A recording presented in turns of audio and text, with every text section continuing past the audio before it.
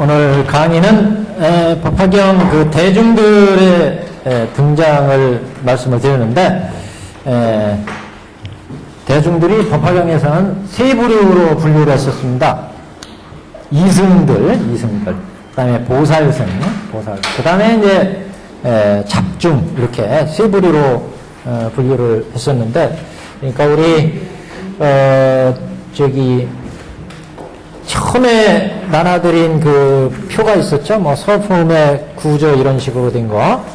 그게 보시면 우리가 통서별서가 있었어요. 통서별서. 그래서 모든 경전들이 대표적으로 공통적으로 가지고 있는 서의 형식을 서분의 서의 형식을 통서별서 이렇게 나눠서, 그래서 통서에는 주로 이제 대부분의 경들이 언제 어디서 누가 어떤 법문을 하셨다 이런 이제 말씀이 있고, 별서에는 본격적으로 각 경마다 가지고 있는 특징적인 서품의 형식, 그 경이 앞으로 어떤 법문을 설하실 것이다 하는 것을 이제 표현하는 이런 내용이 이제 별서 이렇게 되어 있죠. 그래서 통서와 별서.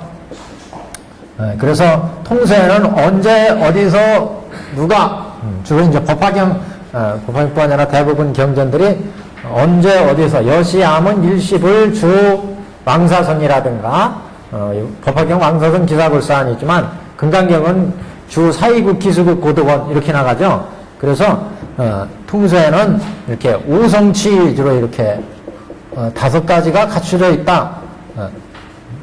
그래서 신성치, 그 다음에 문성치, 주처성치, 그 다음에 시성치, 주처성치, 이렇게 전체가 5성치로 이제 말씀이 있었고, 그 다음에 별서는 이제 그 경마다의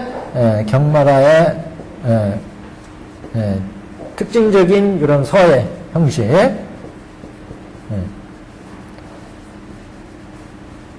그래서 그 경의 내용을 암시한다. 그 경의 내용. 그래서 오늘 이제 통서가 대중성치가 있는데, 중성치, 그러니까 이게 신성치, 문성치, 시성치, 주처성치, 이렇게 5가지가 있었죠. 대중은 이제 대중들을 뜻합니다. 대중. 대부분 경전들이 항상 첫머리는 이렇게 시작된다 이런 말씀을 드렸어요. 대중 중에 성문중을 얘기했고, 성문중. 그 다음에 보살중을 살펴봤고, 보살중. 그 다음에 이제 잡중이었습니다. 이 잡중은 천룡팔보. 그래서 영축산에는 이렇게 대중들이 세 부분의 대중들로 구성이 되어 있었습니다. 성문중은 이승들이고, 여기는 이제 삼승, 여기는 잡중, 일체 대중들이죠. 결국 이제 법화경이 앞으로 추구하는 것은 이렇게 성문, 연각, 보살 이렇게 3승을 다 교화해서 일불승으로 이제 제도한다. 이것을 이제 암시하고 있습니다. 그래서 대중들 분류도 천태대사는 이렇게 세 분류로 이제 분류를 한 것도 법화경이 추구하는 방편을 열어서 진실로 인도하는데, 3승을 방편을 열어서 일불승으로 제도한다. 이걸 이제 법화경에서 말씀하기 때문에 대중의 분류도 이렇게 이제 분류를 했습니다. 그래서 앞에 아라한들, 성문 대중들을 얘기했고, 보살 대중들을 얘기했고, 잡중에서 이제 천룡팔부를 쭉 봤습니다. 저번 시간에 우리 16페이지에 이제 여러 권속들, 천룡팔부의 권속들을 쭉 봤습니다. 저번에 나눠드린 그 보살대중이라고 한 인쇄물, 3번째 나눠드린 저번 시간에, 그게 이제 설명이 쭉 되어 있었습니다. 3페이지에 가시면 여기에 저번에 용왕대중 얘기했고, 그 다음에 김나라대중. 그래서 16페이지에 이렇게 보시면 제일 위에 사김나라왕이 있었으니 법김나라왕, 묘법김나라왕, 대법김나라왕, 치법김나라왕이 각각 여러 백전권속과 함께 있었으며, 영축산에 영축산 지금 법문을 들으러 김나라 대중이 와 있습니다. 김나라 대중은 어떻게 된 대중인지 아시죠? 되게 뭐 이렇게 사람인지 귀인지 좀 헷갈리는 대중이에요. 그래서 머리에 뿔이 하나 났답니다. 뿔이.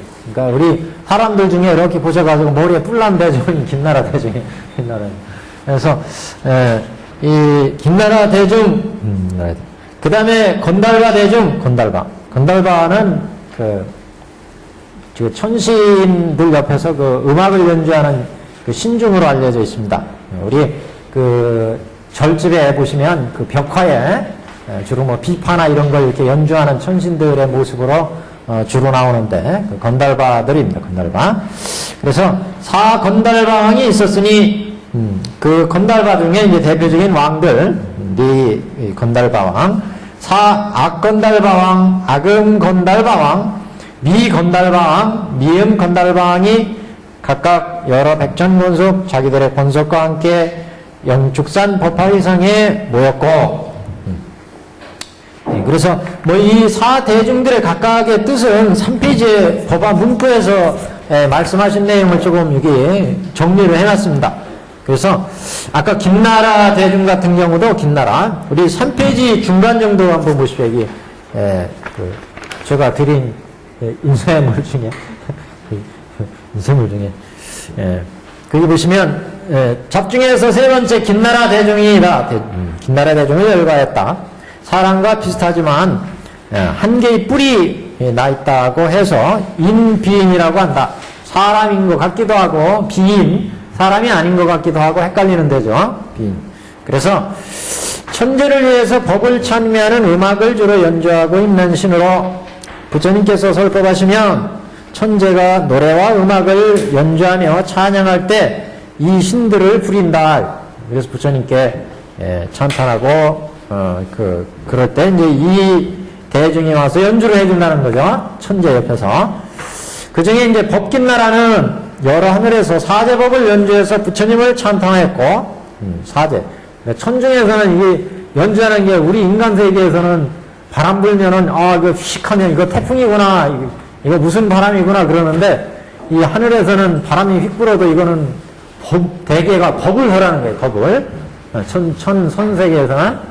그래서 이 법김나라는 하늘에서 사제법을 연주하는데 음악을 탁 연주하면 이건 사제 어떤 음악인지 모르겠어요. 우리도 좀 연주하면 딱 그 사제 음악이 저절로 되는 그런 음악이 있었으면 좋겠구만. 여기는 딱 그 연주하면 사제 음악이 사제법이 샥 나와요. 음악을 연주하면. 또 묘법김나라는 미미한 12년법을 연주해서 찬양을 하였고, 대법김나라는 대승육바라미를 연주해서 찬양했고, 지법김나라는 앞의 세 가지 정법의 가르침을 모두 가지고 음악으로 찬양했다. 지법김나라는 그러니까 사제 12연기 육바람을 다 연주했대. 종합 오케스트라. 각각이고 여기에 세 김나라군요. 그러니까 이게 전도대사께서 이거 지금 해석을 이렇게 하신 거예요. 삼승의 이제 관점을 둬서 해석을 한 겁니다. 삼승의 관점을 둬서. 법화경이 추구하는 게 결국 이상의 모든 대중을 제도하시고자 하는 것이 부처님께서 이상에 오신 근본 취지다. 부처님이 왜 이상에 나와셨겠느냐, 이게. 앞으로 우리가 방경품에서 말씀을 하시겠지만, 그래서 부처님이 이상에 오신 것은 이상에 출세한 본래 목적은 일체 중생을 다 불도로 이끌어 들어가는 데 있다. 불치경을 열어서 다 일체 중생을 불도로 끌어들이는 데 있다. 그래서 이상에 수많은 중생들이 있기 때문에 그 중생들이 근기와 욕망과 성품에 맞춰서 그래서 이승법도 있게 됐고 삼승법도 있게 됐고 수많은 법이 있게 됐는데 그건 다 일불승으로 인도하기 위한 것이었다. 그래서 불도에 이끌어 들어간다는 거죠. 이게 이제 일불승이라는 거죠. 그래서 삼승을 열어서 부처님은 항상 일불승으로 인도하신다. 그렇기 때문에 여기도 네 대중을 셋으로 나눠가지고 삼승으로 봤고 미음건달방을 또 일승으로 이렇게 천룡 팔부지만 이런 이제 해석을 붙이셨습니다. 그 다음에 잡중에 네 번째 건달바 대중, 건달바. 건달바 대중은 향기를 음식으로 삼아서 후향이다. 향기를 맡는다는 거죠. 향기로 이제 음식 공양을 한다는 거죠. 건달바는 후향이라고 한다. 천재에 속한 하늘의 음악신으로 김나라가 법의 음악을 연주하는 데 대해서 건달바는 소각, 즉 악기를 직접 연주한다. 여기는 이 김나라는 그 사제 이런 걸 노래로 그냥 연주를 하는, 노래로 해서 드리는데, 공양을 하는데, 건달바는 비파나 이런 악기를 연주해가지고, 그래서 공양을 드리는 대중이다. 그래서 소각을, 악기를 직접 연주를 한다.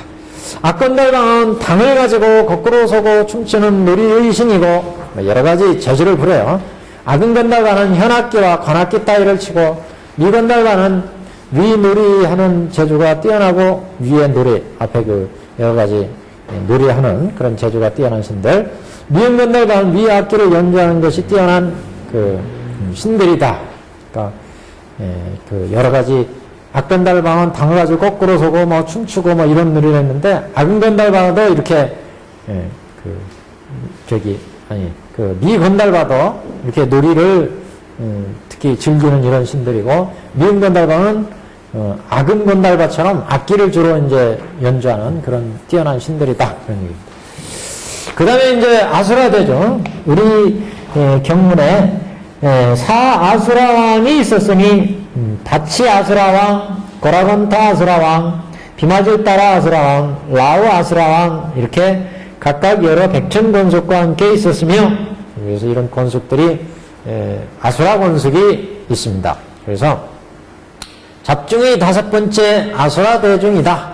이 아수라는 싸우기를 좋아하므로 단정치 못하다 하는 뜻으로 부단이라고도 한다. 부단 또는 무주 이렇게도 해가죠. 무주. 그래서 바치 아수라는 결박을 받는다는 뜻으로 피박이라고 하지만 법으로 보면 결박에서 벗어난다는 뜻의 아수라왕이다.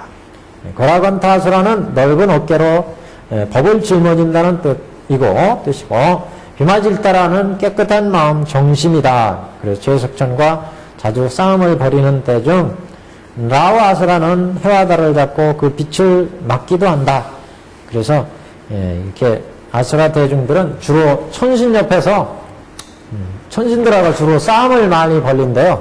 그래서 이 대중들이 그래서 그 천신들한테 괜히 시비 걸려가지고 싸움을 벌여가지고 천신들한테 또 져요. 그래 뒤지게 의도 터지고 또 쫓아가서 시비 걸어서 의도 터지고 이런 이제 일을 많이 한다. 이렇게 알려져 있는 대중입니다. 그래서 그 무주 그러는데 무주라고 번역하는 경우는 이 건달바들이 천신들의 흉내를 내가지고 그 사해에 좋은 그 꽃들을 따가지고 술을 담갔대요. 술을 좀 자기들 먹어보려고. 근데 천신들이 그냥 안 놔뒀어요. 그래가지고 그 술이 발효가 안 되게 그냥 손을 써버렸어요. 천신들이. 그래서 그 아수라 대중들은 술을 못 먹는다. 그래서 무주 또는 부단 이렇게 단정하지 못하다. 그래서 우리가 우리 인간 세상에서도 아수라장 그러잖아요. 아수라장. 싸움을 많이 하고 싸움박질하고 그래서 아주 그 난장판이 회의장에도 아수라장이 있다 그러면 회의할 때 싸움박질하고 그래서 다 아수라 서로 아주 엉망진창이 된 것을 얘기하는데 이 아수라 대중이 이제 이런 특징을 가지고 있답니다. 아수라 대중이 천성적으로 싸우기를 좋아한대.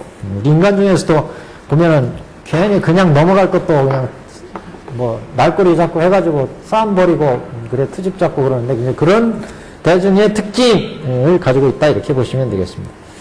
그 다음에 가루라 대중은 좀 유명한 대중이죠. 우리 경문에 보시면 16페이지 하단에 사가루라왕이 있었으니 대위덕 가루라왕, 대신 가루라왕, 대만 가루라왕, 여의 가루라왕이 각각 여러 백천 권속과 함께 있었으며 그래서 그 가루라왕이라고 하는 대중들은 잘 아시는 대중이죠. 이 가루라는 그 금시조라고 하는 금시조. 이 금시조가 특징이 이 금시조들은 자기들이 지은 업이 사람들은 다 사는 것도 다 업대로 살잖아요. 그러니까 사람들은, 새들은 자기 업에 의해서 곤충도 잡아먹고 하늘을 날아다니고 이게 새들의 업이잖아요. 짐승들은, 개나 돼지는 사람하고 붙어가지고 주는 대로 먹고 이렇게 사는지만, 이 금시조는 용을 잡아먹고 사는 게 이게 업이에요. 용. 그래서 이게 용을 잡아먹는 새로 유명한 새입니다. 금시조. 그래서 자기 업에 의해서 용을 먹고 산다. 용. 예. 우리 용이라는 그 동물은 중국에서 어떻게 보면 정통적인 어떤 중국에서 특히 뭐 유명해졌는데 이 인도에도 이 용이라는 대중이 있었던 모양이에요. 옛날 용수보살 같은 경우 나가르잖아 뭐 이렇게 얘기하잖아요. 하여튼 동양권에서는 특히 그래서 용이라는 대중이 등장하는데 이건 전설적인 이게 동물 이렇게 알려져 있는데 하여튼 그 안욕지라고 하는 연못이 있는데 그 사천하 주위에 안욕지에 사는 그 용들이 그 속에 살고 있다 연못에 이런 용들을 잡아먹고 사는 그 새가 금시조 새예요. 새 일종의 이 새가 이제 어떻게 생긴 새인지 모르겠 전설적인 새예요. 우리 상상 일종의 어떻게 보면 상상적인 새일 수도 있고요. 용 자체도 상상적인 동물이잖아요. 드래곤. 근데 하여튼 그런 용을 먹고 사는 새랍니다. 이 새는 보통 새들은 벌레를 이렇게 쪼아먹고 사는데 뭐 봉황 같은 경우는 뭐 오동나무에 앉아서 산다 뭐 이렇게 또 알려져 있잖아요. 이렇게 전설적인 새들이 있습니다. 가르라 그 중에 가르라는 이렇게 금시조 그 중에 대위덕 가르라는 위덕을 갖췄다 이렇게 지금 해석을. 그래서 위덕과 덕망이 다른 새들보다 아주 위대하다. 대신 가르라는 아주 몸이 크다. 대신이에요. 대위덕 이렇게. 그러니까 다 덕, 모습 이런 것들을 가지고 이름을 붙였습니다. 대만 가르라는 용을 취해서 자기 뜻을 만족한다는 뜻이다. 이 새들을 잡아먹는다고 그랬죠. 용을. 여의가르라는 목에 여의주가 있기 때문에 여의가르라 이렇게 이름이 붙여졌답니다. 그래서 각각의 모습에 따라서 대개 이제 중국에서 이렇게 경이 번역되면서 번역이 안 되는 경우는 이렇게 한문 뜻에 의해서 해석하는 수밖에 없습니다. 그래서 이렇게 그 사가루라 왕을 보셨습니다. 그 다음에 이제 인천의 대중들이 나와요. 인간 대중. 천룡 팔부 중에서 인간 대중인데, 그 천룡 팔부 중에 인간 대중은 들어가지 않지만 여기에 나오는 인간 대중들은 이제 법회, 당시 법석에 참여한, 그 당시 영축산 법회할 때 그 법회에 참여한 대중으로, 이분들이 이제 동시대 부처님과 같은, 석가모니 부처님과 같은 시대에 살았던 대중으로 영축산의 법회에 참여했다. 이렇게 이제, 얘기가 나옵니다. 그 16페이지 밑에서 셋째 줄. 위제의 아들 아사세 왕도, 위제의 아들. 인도 사회가 어떻게 보면 목의 중심 사회인가요? 그런 것도 아닌데, 이렇게 라우라의 모 야수다라 이렇게 앞에 소개가 나왔죠? 여기도 위제의 아들 아사세 왕 이렇게 나와요. 여자, 위제이가 부인이고, 아사세 왕이 아들이고, 빈비사라 왕이 그 아버지거든요. 그러니까 빈비사라 왕의 부인이 위제이고, 그 아들이 아사세 왕. 근데 소개를 지금 아사세를 소개하는데 위제이의 아들 이렇게 소개를 했어요.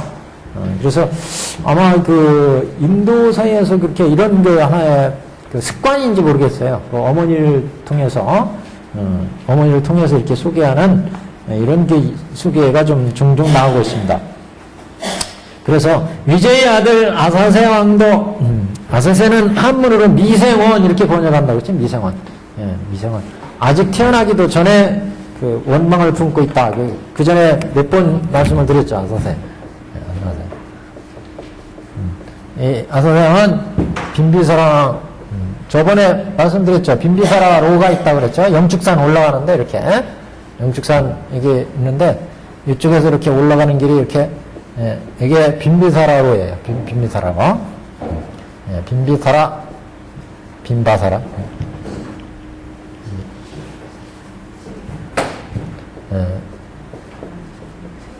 빈비사라 그 다음에 위제, 이제, 아사세. 그래서 이 아사세는 미생원 보통 이제, 원자가 원한 원자인데 갑자기 생각이 안 나네요. 예. 아직 태어나기 전에 이게 원망을 품었다, 원망.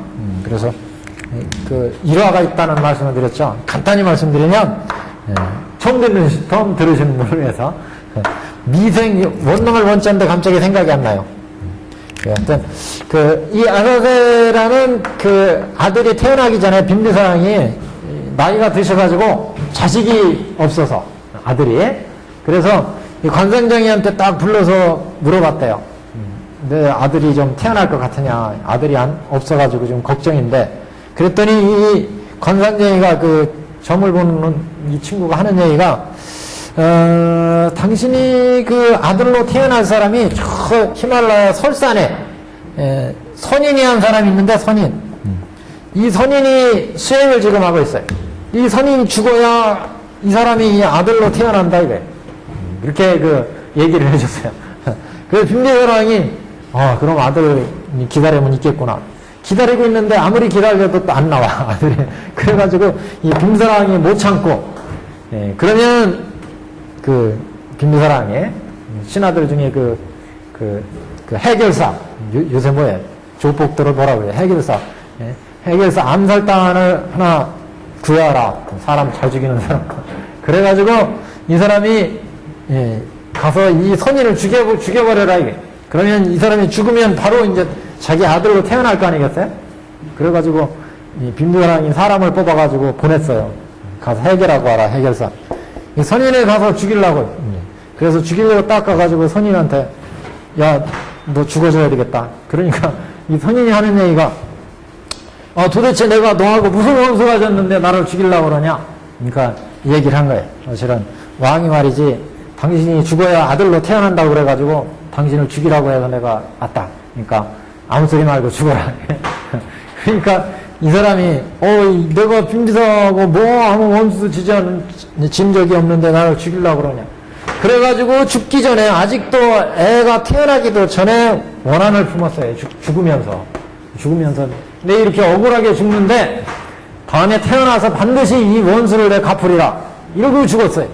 그래서 아직도 태어나기도 전에 원한을 가졌다. 미생원. 그래 이 아이가 태어난 거예요. 그래 이 아이가 이제 태어나서 장차 빈비사랑의 대통을 잇잖아요. 근데 태어나고 나서도 또 한 번 또 그 관상장에 들여다가 이 아이의 상을 봤대요. 아사세를. 딱 상을 보니까 이 아이 상이 이 아이는 장차 자라서 자기 아버지를 죽일 상이다. 아버지를 죽일 상이. 그러니까 빈비사랑이 또 깜짝 놀랐어요. 야, 이 녀석이 자라면 나를 죽인다니까. 그래가지고 높은 건물에서 이렇게 떨어뜨렸다고 하잖아요. 아사세를. 근데 얘가 얼마나 쓰인지 안 죽어. 그래가지고 이제 그냥 키웠어요. 키워가지고 결국 이제 장성하는데 아버지가 연세가 드셨는데 왕위를 안 내놔. 그러니까 얘가 그 신하들을 선동을 해가지고 쿠데타를 일으켜서 왕위를 찬탈해요. 빈비사랑을. 이 양반은 아주 절실한 불교 왕이었어요. 그래가지고 이렇게 왕위를 찬탈해가지고 이 사람이 항상 나쁜 짓 할 때, 한창 나쁜 짓 할 때, 저 데바달따 아시죠? 제바달따라고 하는 사람. 제바달따하고 친구예요. 제바달따. 그래서 이 제바달따하고 둘이 작당을 해가지고 이제 부처님한테 해도 끼치고 막 이랬던 한창 그 젊은 시절 잘 나갈 때 어느 때가 잘 나갈 때인지 하여튼 모르겠지만 그래 이 아도병이 이렇게 왕자 시절을 지내는데 그래서 나중에 쿠데타를 이렇게 해서 아버지를 쫓아내고 아버지를 유폐시켜요. 감옥에다 딱 가둬버려. 그래가지고 나중에는 아버지 죽여야 되겠다. 그래 자기가 왕을 이으니까. 그래서 아무것도 음식을 주지 말아라. 굶어 죽게 하려고 자기 아버지를. 근데 이 굶어 죽게 생겼는데 이 위제 부인이 그래가지고 그랬다고 하잖아요. 위제 부인 놔두면 이게 아들놈이 아버지를 죽이게 생겼어요. 그래가지고 그 위제 부인이 하루는 목욕을 싹 하고 이게 몸에다가 꿀을 먹을 수 있게 꿀 이런 걸 발라가지고 옷을 딱 입고 이 감옥으로 찾아갔대요. 그래가지고 이 빈비사랑한테 이거 잡숴라 이거요. 헐타 잡숫게. 그래서 살렸어요. 그러니까 이 아사대왕이 돌아가실 때 됐는데 아직도 안 돌아가셔. 그래가지고 조사를 했더니 자기 어머니가 갖다가 바쳤다 이게. 그래가지고 이 어머니도 그럼 안 되겠다 이거. 어머니도 감옥에 가더라. 그러니까 이 그 사신들이 저기 신하들이 반대라는 거예요. 왕이시여, 세상에 아버지를 죽이는 그런 왕은 본 적이 있어도 어머니를 죽이는 경우는 이런 건 없다 이거예요. 만약 그렇게 어머니를 죽이는 폐륜을 저지른다면 반란이 일어나서 당신도 안 된다 이게. 그래가지고 결국 아사대가 어머니는 그냥 이제 두셨어요. 그래가지고 결국 빈미사랑이 이제 굶어 돌아가시는데 죽기 전에 이제 부처님을 이제 간절히 이제 찾죠. 그래서 부처님이 여기가 지금 왕사성이에요, 왕사성이에요. 그래서 부처님이 이 빈미사랑이 이제 이렇게 돌아가실 때 돼가지고 결국 찾는 것을 아시고 이 감옥에 이렇게 놔두셔가지고 그래서 빈미사랑한테 마지막 설법을 했다. 그게 이제 관무량수경에 이제 들어있는 법문이랍니다. 관무량수경에. 그래서 이제 빈미사랑은 그 편안히 이제 눈을 감았다. 이런 이제 이야기가 전해지는. 그러니까 이 부분은 실제적인 내용이에요. 지금 영축산에서. 그래서 부처님 당시에 이렇게 왕사성이 있었고 영축산이 있고 여기가 영축산이죠. 영축산. 그리고 그래서 이 왕사성 그쪽에 지금 빈비사랑 옛날 감옥터가 있어요. 그 실제 영축산 올라가는 그 중간쯤에 이렇게 옛날 빈비사랑이 이렇게 갇혔었다고 하는 감옥터가 지금도 남아 있습니다. 여하튼 이런 고사를 가지고 있고 여기에서 지금 이제 법화경이 영축사에서 이제 설법이 이루어진다. 그래서 당시의 당시의 왕으로서 빈비사랑이 등장합니다. 그래서 위저의 아들 아사세왕도 여러 백천권석과 함께 각각 다른 대중처럼 다른 권석과 함께 여러 수많은 대중들과 함께 부처님 발에 예배하고 물러서서 정좌하였느니라. 그러니까 이게 부처님 지금 여기 성문대중, 그 다음에 보살대중, 천룡팔부, 천룡팔부들은 뭐 보이지 않죠. 그 다음에 우리 인간대중, 이렇게 대중들이 지금 영축산 도량에 쫙 온 거예요. 그래서 성문대중들도 부처님께 찾아뵙고 부처님께 이제 예배드리고, 이게 우유 삼잡, 대개 이제 우유 삼잡, 오른쪽을 중심으로 이렇게 돌아서 예배를 드리고 자기 자리에 가서 쫙 앉아있고, 보살들도 쫙 앉아있고, 천룡팔부들도 앉아있고, 그 다음 인간대중, 인간대중들 부처님께 가서, 그동안 편안하셨습니까? 그리고 이제 부처님께 찬탄의 공양, 찬탄의 말씀을 드리고, 공양도 드리고, 그리고 이렇게 발에, 이렇게 부처님 딱 이렇게 가부좌고 딱 앉아 계시잖아요. 그러면 옛날에 이렇게 발에 이렇게 이마를 대고 이렇게 절하는 게 풍俗입니다. 옛날에는. 그래서 이렇게 절을 하죠. 뒤에 우리 견보탑 보면 이렇게 가면 보탑을 열고 지를 꼭대기에 올라가서 이제 다보예례를 빌 때 수많은 대중들이 와서 또 예배를 드리잖아요. 타방세계에서도 와서 예배를 드리고, 그때도 똑같이 부처님께 예배 드리고, 그 다음에 안부를 외쳤죠. 그동안 거기 견보탑에서는 타방세계에 오셨던 대중들이 소병손해하시며 뭐 이렇게 말씀을 하잖아요. 그동안에 편안하셨습니까? 이런 식으로 부처님께. 그리고 이제 자기 자리에 가서 쫙 이제 앉아서 부처님 법문을 기다리게 됩니다. 그러니까 지금 서품 통서 부분은 이게 대중들이 이렇게 쫙 앉아 있잖아요. 언제 어디에서 어느 때 시성치 어느 곳 왕사성에서 대중들이 누구 대중들이 쫙 있어서 지금 이 법문을 설하신다. 이렇게 이제 서품은 지금 시작되고 있는 거죠. 그래서 이 서품의 여기까지, 요 대중들까지의 모습을 통서 그러고, 여기서부터 이제 별선다. 그래서 그 경마다의 특징적인 서분의 모습이 우리 영축사에서는 상서로 나타나죠. 상서. 이 상서가 두 가지 상서로 나타납니다. 두 가지 상서. 그래서 여기는 차방육서, 글씨가 어떻게 이상하게 쓰여지네요. 차방육서 이 땅에서, 그러니까 이 사바세계 지금 영축산에서 보여주는 6가지 상서, 육서, 6가지 상서 모습이 있고, 그 다음에 타방육서가 있어요. 타방. 타방육서는 이 중에 이제 백호광이 비추는데 백호광을 통해서 타방세계의 모습이 6가지가 또 등장을 합니다. 그래서 이게 타방육서 이렇게 모이죠. 그래서 이 차방육서에는 부처님이 딱 법자에 앉으시면서 무량의경을 설하죠. 무량의경을 설법. 이거를 이제 다른 말로 설법서 그러죠. 설법을 하신 상서. 설법서. 이렇게 설법을 하시고 무량의처 산매에 들어가셔요.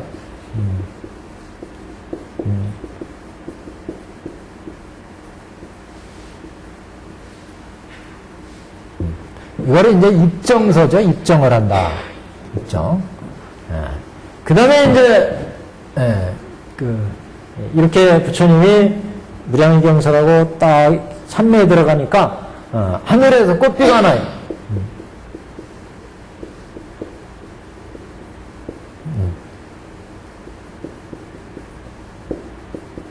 꽃비가 내려. 그래서 이건 이제 우화서, 이렇게 하늘에서 꽃비가 내리니까 또 천하가 막 진동을 하죠.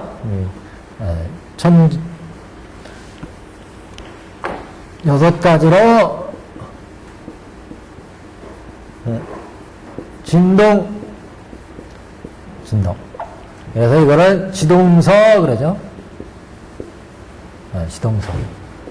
그러니까 대중들이 여태까지 설법장을 많이 돌아다녀 봤는데 법문을 들으러 부처님 이렇게 설법을 하시고 산매에 들어가시니까 꽃비가 내리고 땅이 진동하는 이런 상설은 여간에서 못 봤다 이게. 그래서 대중들이 도대체 이 영축산에서 어떤 법을 부처님이 설하시려고 이렇게 거창한 모습을 보이시느냐, 이런 상설을 보이시느냐. 그래서 대중들이 아주 기쁜 마음으로 희열에 차서 부처님 법문을 기다리게 됩니다. 이게 이제 중의서 그래요. 중의서. 중의서는 이쪽에다 써야죠. 대중들이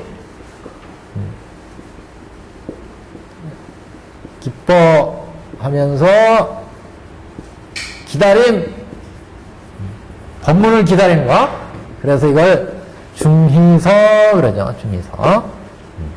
그 다음에 이제 부처님이 이렇게 대중들이 어떤 법 설하시려고 그러지? 딱 거기 기다리고 있으니까 여기 백호에서 방광을 하죠. 백호에서 빛이 비추게 됩니다. 이거를 이제 방광서 그러죠. 방광서. 이 6가지의 상서의 모습이 이제 보이게 됩니다. 그래서 이거를 이거를 이제 차방육서 그러는데, 이 상서는, 이런 상서들은 그 경마다의 특징이 있어요. 그러니까 지금 법화경에만 이렇게 6가지 상서의 모습으로 보이는 거고, 다른 경은 그 경이 설해지고자 하는 중요한 의미를 이렇게, 이런 특징적인 상서를 통해서 되게 보여줘요. 근데 법화경은 그래서 이렇게 상서를 보여주는데, 이런 상서를 통해서 앞으로 법화경에서 어떤 법문을 설할 것이다 하는 것을 암시적으로, 묵시적으로 이제 보여준다는 거죠. 본격적인 내용은 이제 방경품에서 시작되는데, 그런 법문의 내용이 대체 어떤 내용일 것이다 하는 것을 서문의 이런 상서를 통해서 보여준다. 그래서 이 상서는 이제 대단히 중요하게 서품에서 굉장히 이제 중요하게 취급을 됩니다. 그래서 이렇게 차방, 이 땅에서의 6가지 상서가 있었고, 그 다음에 이제 타방에서의 6가지 상서가 있어요. 타방에서. 타방의 몇 가지 상서는 여기 방광, 빛이 딱 비추는 그 빛 속에서 타방세계를 비추게 되는데 그 타방세계의 모습이 여기에 나타나가 있습니다. 그래서 이 타방세계의 첫 번째는 육치중생들의 모습이 보이고, 육치중생. 그러니까 육도 윤회하면서 우리 저기 프린트물에 있습니다. 서품의 구조라고 쓴 거 있죠? 여기 있습니다. 그게. 그래서 거기 없으세요? 없으신 분 여기 몇 분 있습니다. 여기 있습니다.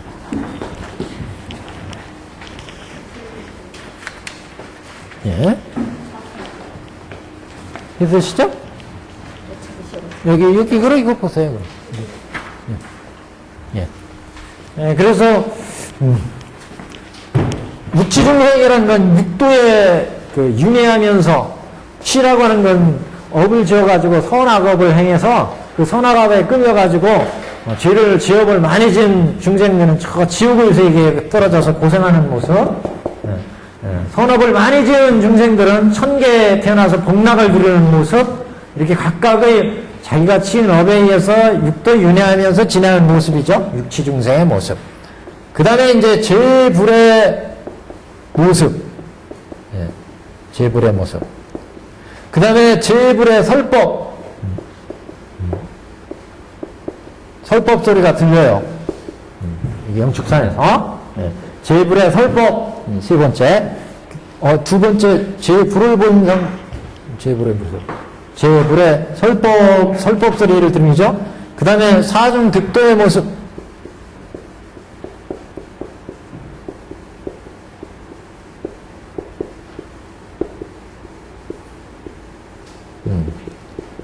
이렇게 사정들이 나왔으니까 이것은 성문 연각 이승들이죠. 그 다음에 이제 보살들이 보살도 닦는 모습. 그리고 여섯 번째는 부처님의 인멸에 들고 부처님 인멸에 드시니까 사리탑으로 이제 모시는 모습. 사리탑. 이렇게 이제 여섯 가지의 상서가 보입니다. 그래서 이런 상서들은 앞으로 우리 법화경에서 설할 중요한 법문의 내용을 암시하고 있다.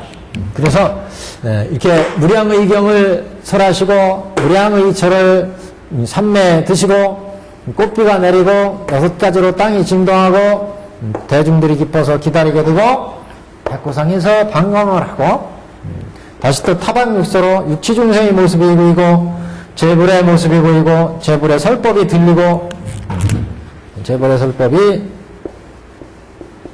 대중들한테 들린다는 겁니다. 여기 영축사에 있는 대중들한테 그 다음에 이제 사중들이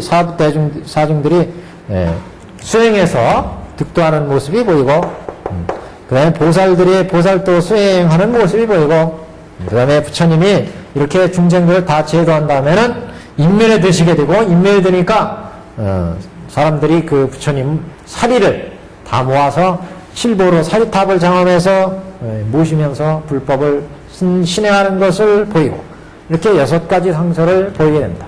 여섯 가지의 타방의 상서들은 앞으로 설한 법화경 법문을 암시하고 있다 이런 말씀이에요. 그래서 이 해석들을 잘 해야 됩니다. 해석들을 상서가 어떤 의미를 가지고 있느냐. 우선 무량의경을 설했다고 하는 것은 부처님이 법화경을 통해서 앞으로 설하는 법화경을 통해서는 이 세상에 수많은 삼승법이 있어요. 이 삼승법이 일불승에서 나와서 결국 삼승으로 나눠졌고 그래서 이런 모든 삼승은 일불승으로 돌아간다. 그래서 보통 법화경 보면 회선길 그러잖아요. 회선길. 그래서 법화경을 이제 본경 그러고 본경. 우리가 서경 그러면 무량의경 그러는데 무량의경. 이 무량의경에서는 무량의경의 핵심적인 법문이 부처님은 이 세상에 나오셔서 법을 설해서 중생을 제도하는 법식은 중생들의 근기와 중생들의 욕망과 성품과 근기 여기에 맞춰서 무량한 중생들이 있는데 무량중생이 이 무량중생들의 욕망과 성품과 근기에 맞춰서 부처님의 무량한 법문이 있게 됐다. 무량법문. 이것을 밝힌 게 무량의경이에요. 무량의경. 무량의경에는 무량한 중생들, 이 세상에는 무량한 중생들이 있어요. 그 무량한 중생들한 각각의 욕망과 성품과 근기가 다르다는 거죠. 부처님은 항상 대기설법이에요. 중생들이 근기에 맞춰서 법을 설한다는 거죠. 그래서 이 세상에 무량한 이렇게 많은 중생들이 태어날 때 자기의 성품을 가지고 태어나요. 그리고 그 중생마다 근기 능력이 또 다 차이가 있어요. 중생들마다 바라는 바가 있어요. 그래야 여기에 맞춰서 부처님은 법을 설해서 중생들을 제도하신다. 그래서 여기 욕망성품 근기에 맞춰서 무량한 중생들한테 법을 설하다 보니까 이 세상에 부처님의 불법이 이렇게 무량한 법문이 됐다. 무량한 법문, 근본불교의 법문, 대승의 법문, 이렇게 근본불교 대승의 모든 법문을 승법으로 보냐, 승법. 승법이 무슨 뜻인지 아시죠? 승은 수레라고 그랬어요, 수레.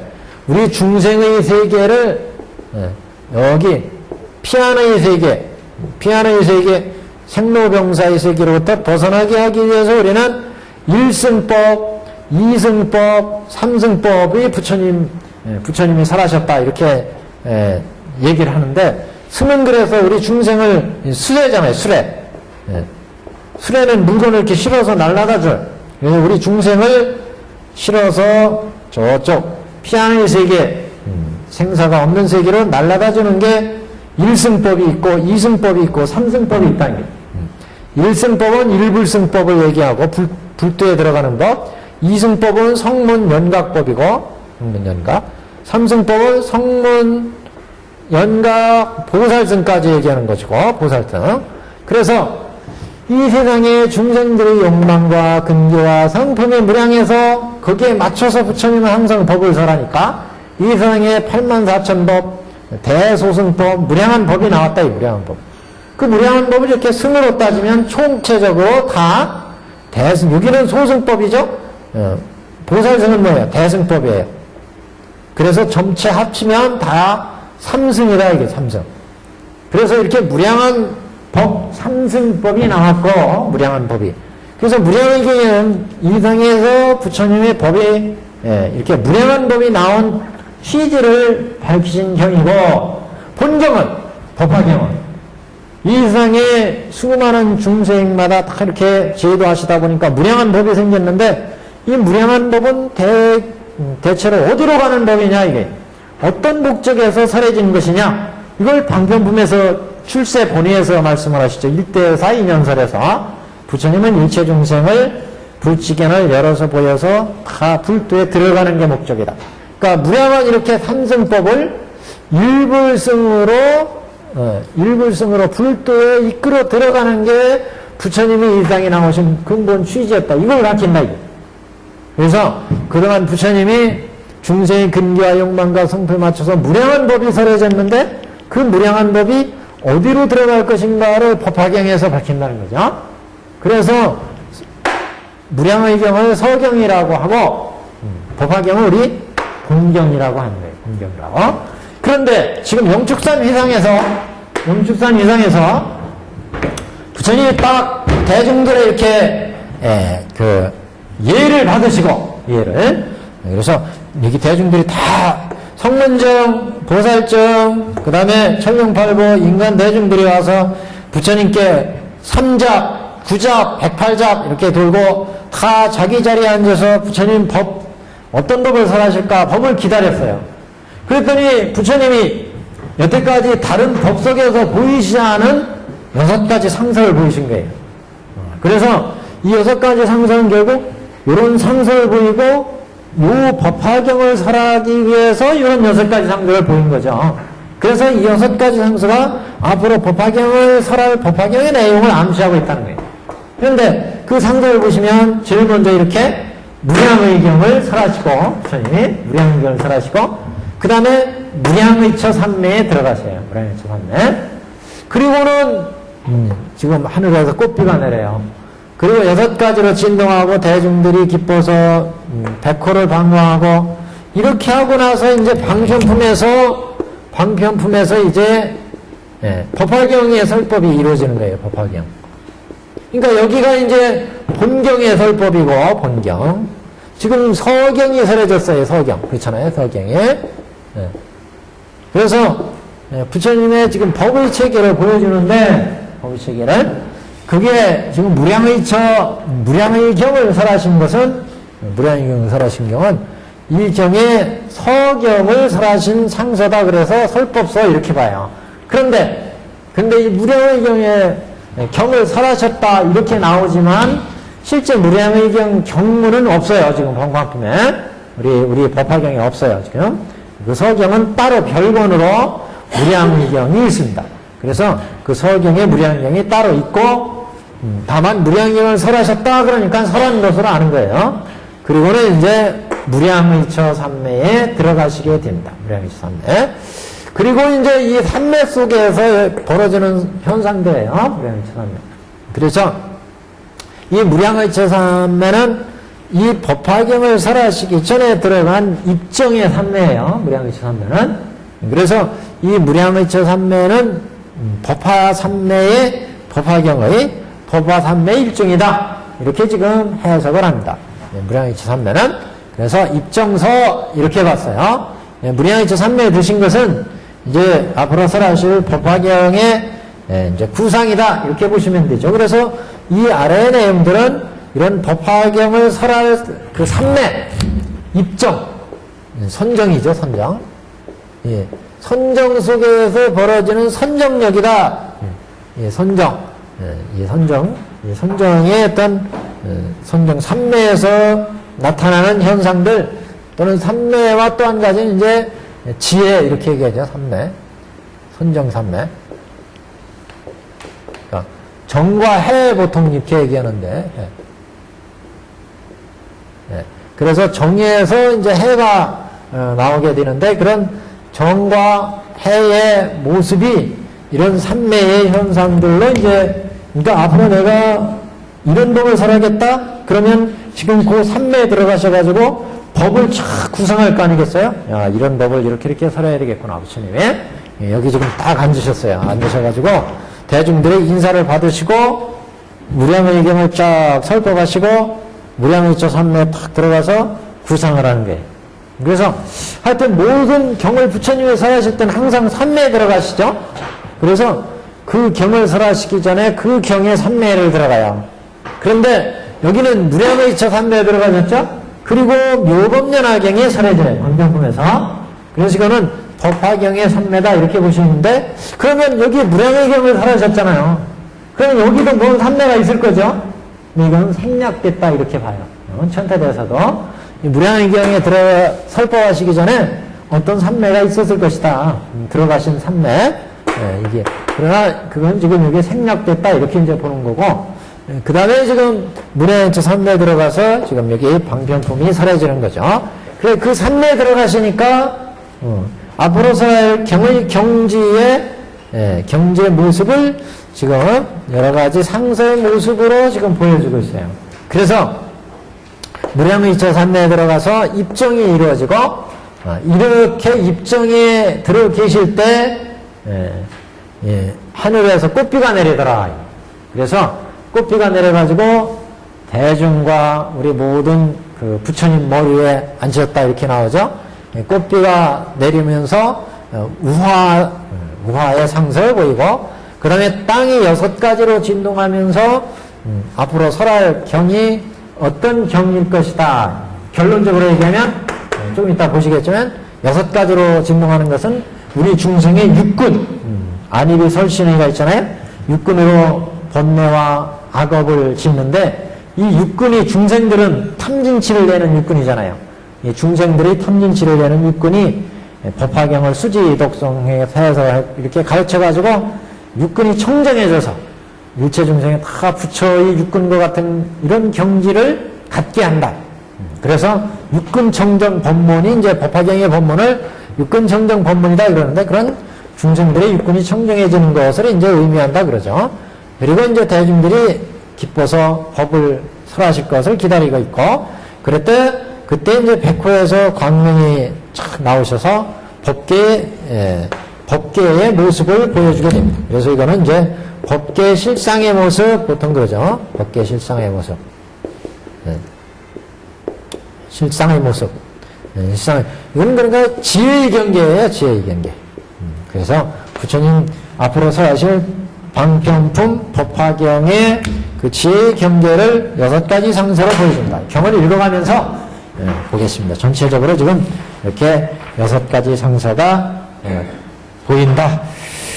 자, 한 페이지 넘기면 이제 18페이지입니다. 여기서부터 별서라고 그랬어요. 별서. 그래서 이 경만이 가지고 있는 특별한 상서 그런 얘기거든요. 모든 경마다 공통적으로 가지고 있는 통서가 이제 끝났고 대중들까지가 다 이제 등장을 했어요.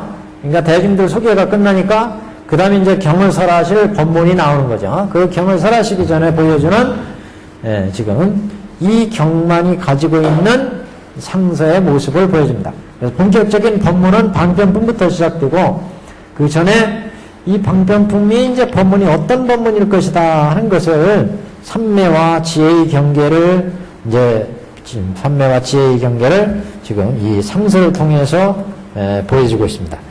18페이지. 그때 세존께서는 사중에 둘러싸여 공양과 공경과 존중 찬탄을 받으시고 모든 보살을 위해서 대승경을 설하시니 이름이 무량의라. 무량의경을 설하셨다. 지금 설법서라고 했죠. 무량의경을 설하셨다. 이 무량의경은 이는 보살을 가르치는 법이며 부처님이 혼념하시는 바라. 부처님이 항상 염두에 두시는 경이다. 이런 경들은. 그래서 부처님께서 이 경을 설하신 후에 가부자를 맺으시고 무량의처 삼매에 드시니 무량의처 삼매. 무량의처 삼매는 띄어쓰지 않고 그냥 붙이는 것이 좋습니다. 무량의처 삼매 하나로. 우리 경문에서는 띄어쓰기로 했는데 무량의처 삼매에 드시니 그 부처님께서 이 무량의경을 딱 지금 서경을 딱 설하신 거예요. 그러나 그 경문은 지금 안 나와 있다고 그랬어요. 무량의경이 지금 별도로 있습니다. 우리 이 책에도 우리 금장본 뒤쪽에 무량의경이 있죠. 있습니다. 이 속에. 그래서 이 무량의경을 설하신 후에는 가부자를 맺으시고 무량의처 삼매에 드시니 몸과 마음이 동하지 아니하시거늘 몸과 마음이 움직이지 않더라. 이때 하늘에서 만다라꽃, 마하만다라꽃, 만수사꽃, 마하만수사꽃이 부처님과 모든 대중 위에 비오듯이 내렸으며 그래서 우화서입니다. 하늘에서 꽃비 내린 거. 부처님의 넓은 세계는 6가지로 진동합니다. 불국토가 6종 진동을 합니다. 그때 휘중의 비구, 비구니, 우바세, 우바이, 하늘용, 야차, 건달바수라, 가루라, 긴나라, 마우라가 인피인과 모든 소왕과 전륜성왕의 모든 대중은 미중류를 얻어 여태까지 이런 법석의 모습을 보질 못했어요. 그랬는데 지금 영축산에서 이렇게 아주 위대한 그 상세의 모습이 보이니까 대중들이 모두 여태까지 느끼지 못했던 그런 희열을 느꼈다. 그게 미중류의 환희를 얻었다. 지금 그렇게 말씀하신 거죠. 대중은 미중류를 얻어서 환희하여 일찍이 없었던 일, 이걸 미중류 그러죠. 일찍이 없었던 그런 환희를 해서 모두 합장하고 일심으로 부처님을 우러러 봄이라. 그때 부처님께서는 미간 백호상의 광명을 놓으셔서 동방 1만 8천 세기를 비추시니 이렇게 나가는 거예요. 여기는 잠시 이제 놔두겠습니다. 우선 여기 차방육서만 해석을 우선 해보겠습니다. 차방육서. 그래서 이 땅에서 벌어진 6가지 상서 모습입니다. 그래서 거기에 그 표시를 해놓으세요. 여기부터 별서라. 별서. 이 경만이 가지고 있는 특별한 상서 18페이지부터 또는 이걸 유서 그렇게도 얘기해요. 유서. 그래서 이것을 이 경이 가지고 있는 이 경만의 특별한 상서의 모습, 그 별서 이러는데 이 별서에서 처음으로 이제 차방육서가 나옵니다. 이 차방육서. 차방육서 여기 표시를 이제 해놓으세요. 차방육서 첫 번째 설법서, 설법서라고 표시를 해주세요. 그러니까 설법서가 어느 부분이냐? 부처님께서 모든 보살을 위하여 대승경을 설하시니 이름이 무량의경이라. 이는 보살을 가르치는 법이며 부처님이 혼혈하시는 바라. 여기가 설법서예요. 설법서. 지금 설법, 무량의경을 설법하신 상서, 설법서입니다. 그래서 이 무량의경은 이렇게 보살을 위해서 대승경을 설하셨는데 이름이 무량의경이다 그랬죠? 이 무량의경도 법화경의 서경이에요. 우리가 법화 삼부경 그러잖아요. 법화 삼부경. 그래서 법화 삼부경 그러면 지금 서경이 나왔고 법화경이 있고 그 다음에 결경이 보현관경이죠. 보현관경. 보현관경은 보현보살 행법경이라고 하는 이렇게 세 가지를 이제 결경 그랬어요. 결경. 그래서 법화 삼부경 그랬죠. 법화 삼부. 그래서 천태대사 이후로 이 법화 삼부경이 아주 중시됩니다. 천태대사도 대연산에서 이 법화 삼부경을 아주 독송했다는 그 말씀이 나와요. 소시적에. 그리고 이제 이걸 바탕으로 해서 이렇게 독송하고 공부한 걸 바탕으로 해서 천태학을 구성하게 되는 겁니다. 그래서 이 법화 삼부경이 취지에 의해서 천태학을 이제 정리하게 되는데 그 첫 번째가 무량의경입니다. 서경으로서의 무량의경. 그래서 왜 서경으로 하느냐?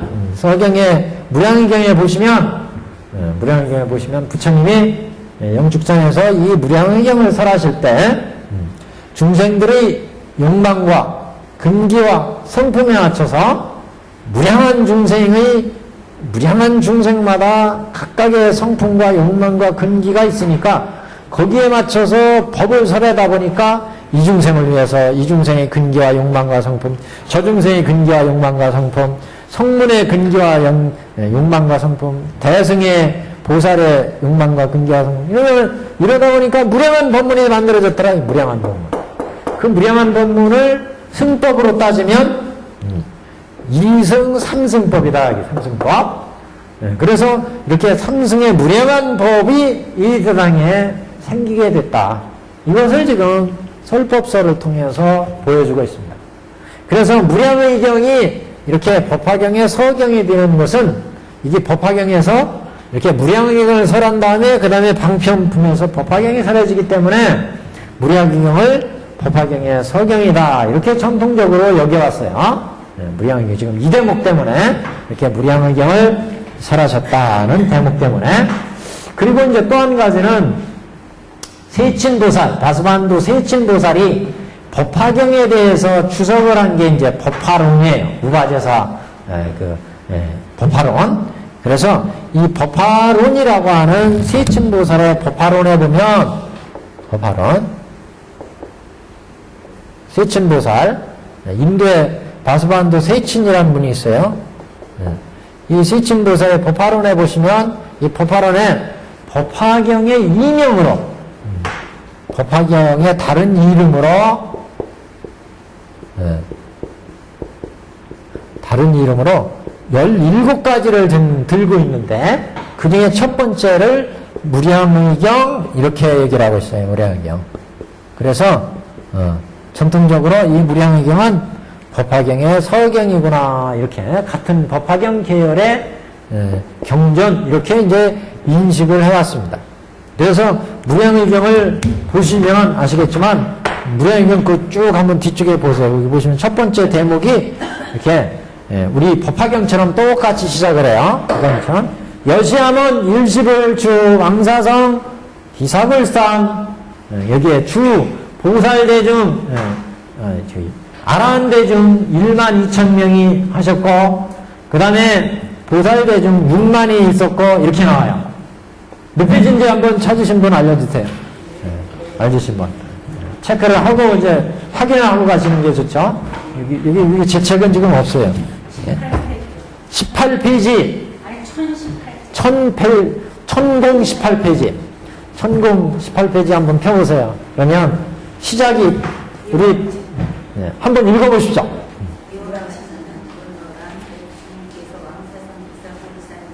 예. 1만 2천 나오죠?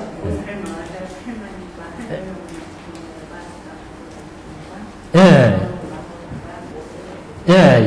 되겠습니다. 그러니까, 우리 지금, 고기하고, 우리 지금 법화경하고 첫머리를 살펴보면 똑같죠? 똑같아요. 이렇게, 여시양은 일식을 주 왕사은 기사골산, 대비구 1만 2천, 보살대중 6만, 그 다음에 천령팔구 쭉 이렇게 나오잖아요? 그래서 똑같이 지금 설해주는데, 그래서 법화경 이렇게, 법화경에서 무량의경을 설하신 다음에, 무량일체 삼매 드셨고, 그 다음에 방편풍에서 법화경이 설하셨다. 이렇게 얘기되기 때문에 무량의경이 법화경의 서경이다. 지금 이렇게 말씀하고 있고, 이제 중요한 것은, 이 서경에서 부처님이 무량한, 이성의 무량한 중생들이 있잖아요. 그 무량한 중생들마다 태어날 때 다 자기가 갖춘 성품이 있어요. 또 중생들마다 살면서 욕망이 다 달라요. 그리고 중생들의 근기, 능력이 다 다르더라. 그래서 부처님은 이런 중생들을 제도하시기 위해서 중생들의 근기와 욕망과 성품에 맞춰서 법을 설하다 보았더니 이성의 무량한 법문이 됐더라. 이거 84,000법문. 그래서 그 84,000법문을 다 이승법, 상품법, 대소승법으로 분류를 해봤더니 삼승법이더라. 이게 성문승, 연각승, 보살승.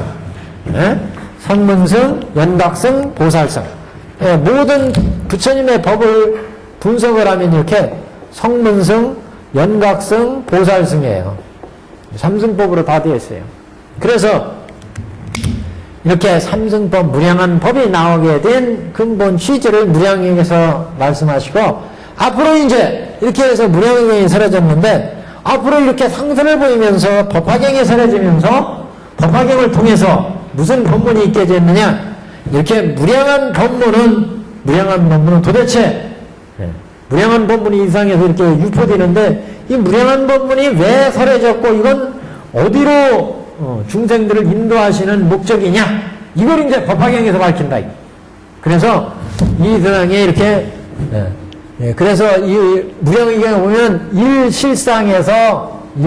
무상의 일실상에서 무량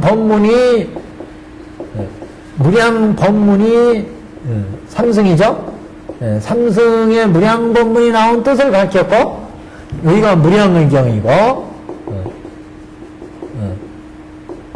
이제 법화경을 통해서 이 무량한 법문은 다 일불승에 들어가게 하기 위함이었다.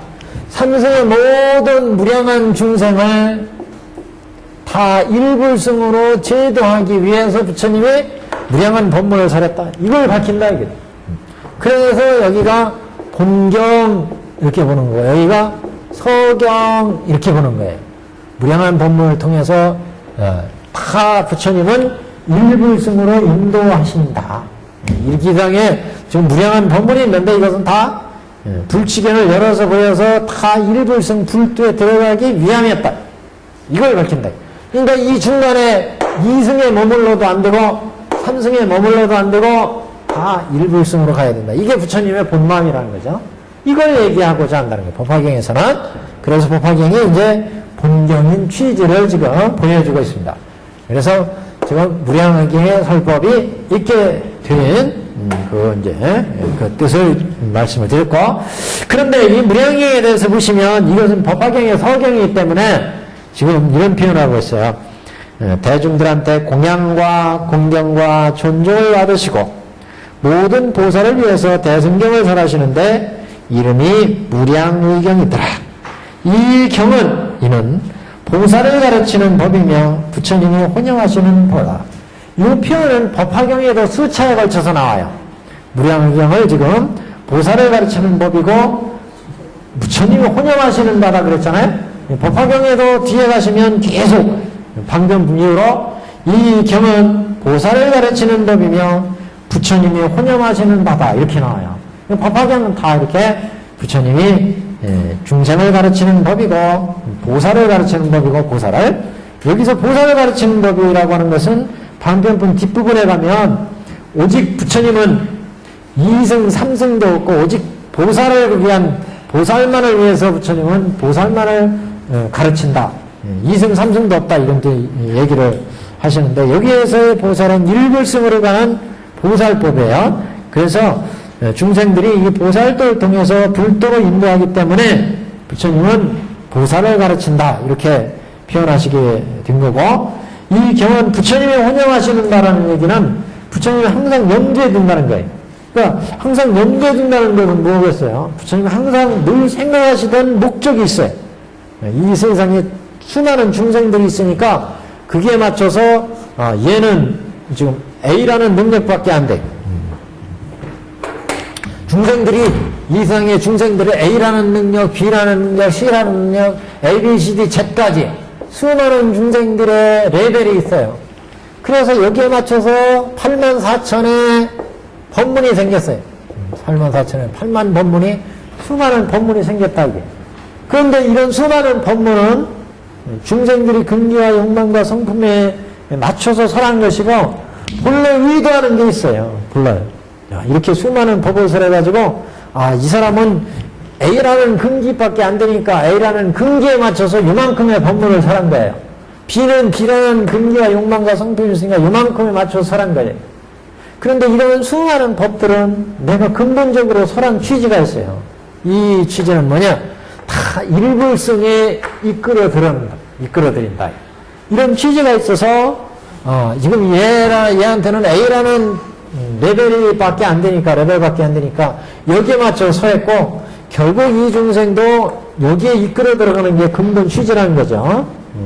그래서 모든 중생들을 근본적으로 부처님이 어디로 이끌어 드릴 거냐 이런 근본적인 생각하신 바가 있다. 그래서 항상 부처님이 설하실 때는 이 생각의 취지에서 내가 이 세상에 나온 게 나처럼 일체 중생을 다 불도로 이끌어 드려야 되겠다. 이런 생각을 갖추시고 그래서 모든 중생한테 그러나 다 이 법이 통하는 게 아니잖아요. 근기와 욕망과 성품이 다 다르니까.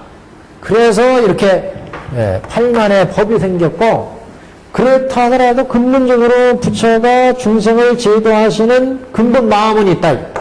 이게 일불승이고 이게 그래서 혼염하시는 바다. 항상 염두에 두시는 바. 여기에 맞춰서 지금 삼승법에 A라는 근기에 들어와서 A라는 근기가 있어서 A라는 법을 설했으면 이건 다 일불승을 이끌기 위해서 부처님이 지금 A라는 법으로 제도하신 거고 B라는 법으로 제도하신 거고 C라는 법으로 제도하신 거고 이건 이렇게 결국 종래 일불승으로 인도하시기 위함으로 이렇게 갖가지 법을 설하셨다. 이런 뜻입니다. 그러니까 이 지금 84,000의 모든 법을 설한 것은 다 이 무량한 법들은 부처님이 일불승으로 이끌어 들어가기 위해서 설하신 법이기 때문에 그래서 보살을 가르치는 법이며 부처님이 혼영하시는 바다 이런 표현을 썼습니다. 늘 염두에 두시고 그러니까 뭐 큰애가 보니까 이 큰애는 조금 시기심도 많고 욕망도 많고 둘째는 뭐 재주가 많고 손재주가 많고 뭐 이렇게 다 애들마다 다 재주와 성품이 다 다르잖아요. 부모는 얘들을 결국 다 뭐로 만들기 위해서 이렇게 성품에 각각이 가지고 있는 재주와 성품에 맞춰서 그거를 이제 개발시켜준다. 개발시켜서 결국은 이제 자기가 의도했던 얘는 뭐로 키워야 되겠구나. 얘는 뭐로 키워야 되겠구나. 그래가지고 거기에 맞게 큰애한테는 뭐 이렇게 그림 그리는 학원에 보낸다든가 작은 애한테는 피아노 치는 데를 보낸다든가 이렇게 자기 거기에 맞게 여러 가지 이제 방법을 구상해서 인도를 한다는 거죠. 부처님도 원래 목적은 다 불도 일불승이었기 때문에 여기에 맞게 중생들 근기와 욕망에 맞춰서 그래서 양의 수레를 좋아하는 사람한테는 양의 수레를, 사슴의 수레를 좋아하는 아이한테는 사슴의 수레를, 소의 수레를 좋아하는 아이한테는 소의 수레를 이렇게 주어서 그 중생들의 가까이 중생들의 능력 근기를 이제 성숙시키고 결국은 이제 다 자기가 원래 의도했던 대배국어가 있다. 대배국어. 결국은 대배국어를 주잖아요. 그래서 지금 이 경은 보살을 가르치는 법이며 부처님이 항상 혼용하신다라. 항상 염두에 두시는 바다. 자, 부처님께서 이 경을 설하신 후에 가부좌를 내주시고 무량의처 삼매에 드시니 몸과 마음이 동하지 아니하거늘 그랬어요. 여기까지가 입정서였어요. 입정서하고 피신원서의 입정서. 두 번째 입정, 선정에 들어간다. 그래서 모든 경을 설하실 때 부처님은 항상 입정을 하시죠. 입정. 설법을 하실 때나 설법을 하실 때 항상 이렇게 선정에 드신 다음에 그 선정에서 나와서 법을 설해요. 근데 지금 무량의처 삼매에 들어가셨잖아요. 무량의처 삼매. 그러면 무량의처 삼매에 들어가셨으니까 다음에 설하시는 경이 무량의처 삼매에 관한 경 아니냐? 그 경이 바로 여기 법화경이다. 그런 얘기입니다. 무량의처 삼매. 이 무량의처 삼매를 그래서 법화 삼매의 일종이다. 이렇게 이제 봅니다. 그래서 이런 삼매에 드시니까 선정에 드신 거죠. 이렇게 삼매에 드시니까 몸과 마음이 동하지 아니하거늘 그랬어요. 이런 삼매에 들어가면 삼매라는 자체가 조직정 이런 말을 쓰죠. 삼매, 쌈마디. 그래서 대승경전들은 다 이렇게 삼매가 나오는데 삼매. 지금 무량의처 삼매예요. 무량의처 삼매는 법화의 삼매다 이렇게 말씀을 드렸는데